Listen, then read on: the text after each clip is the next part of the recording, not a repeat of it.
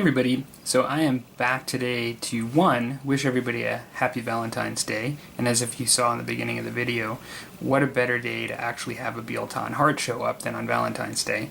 But two, because for those of you that have watched my channel, that's my Eldar's Bealton.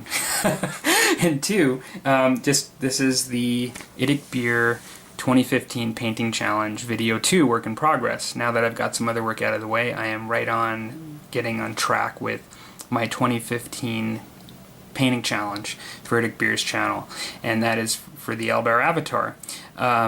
So I ended up assembling the avatar. I don't have the ends of the spears. I just assembled on it yet. I do have to actually straighten them out. And then also, I guess just for painting purposes, I noticed some other people don't have them always attached initially when putting them on there, so I just didn't. This was kind of interesting. There was a bit of filing and some things to do, but I think it actually came out pretty good.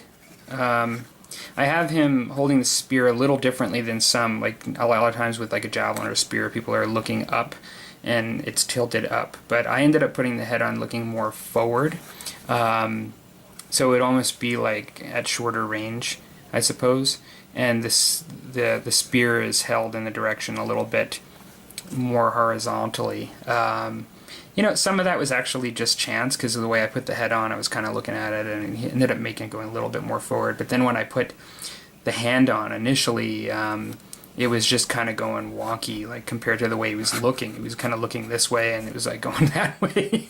And so I got it, I think, straight, you know, going kind of more lateral in the direction that the face is looking for it to look better.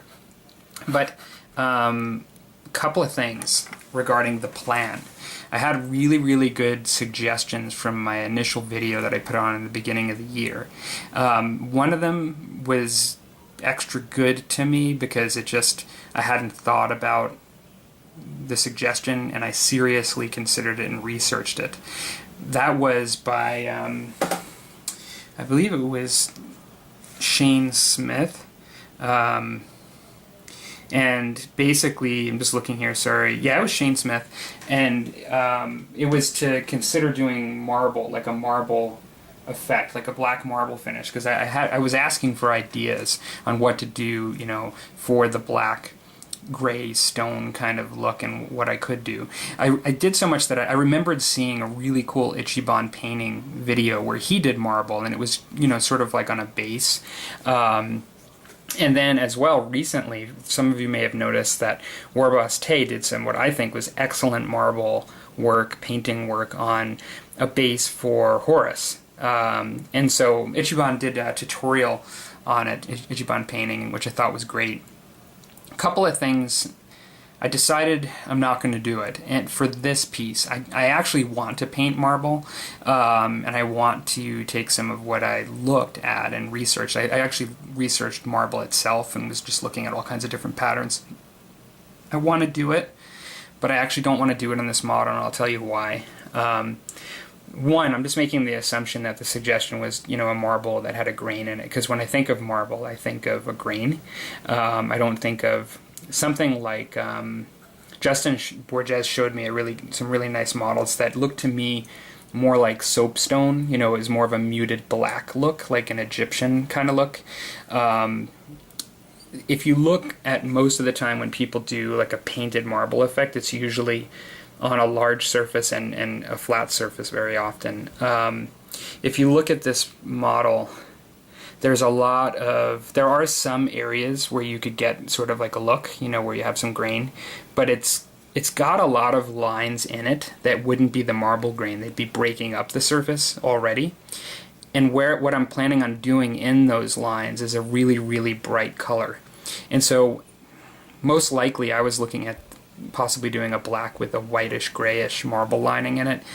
It's going to compete, in my mind, when I look at this conceptually, I think it's going to compete with the bright lines and the cracks. If you have, and it's actually going to be overshadowed by the bright lines and the cracks, any sort of muted look.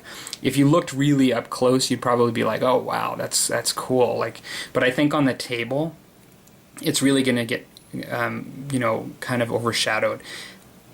At least the way I was thinking about doing it. So really, really good suggestion, Shane, and perhaps I didn't interpret your suggestion right.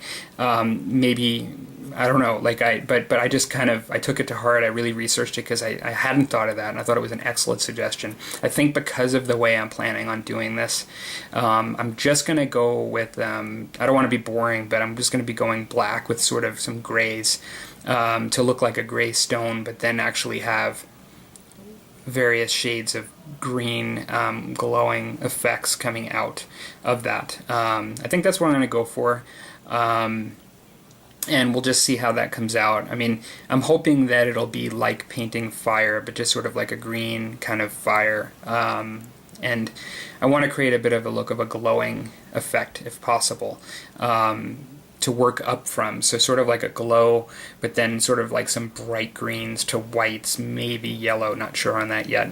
I have to do some test painting on a palette to really see how I can achieve this. I haven't picked out all of my paints yet. But that's kind of the plan. We'll see how it goes. It could go either way. It could go really well, or it could be a disaster, considering this is sort of really one of the prototypical Forge World models when I started Eldar that I've always wanted. Yeah, hopefully it won't go really bad.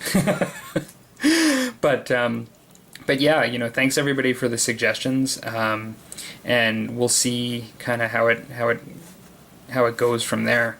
Other than that, hope you guys are having a good weekend, and I will talk to you later.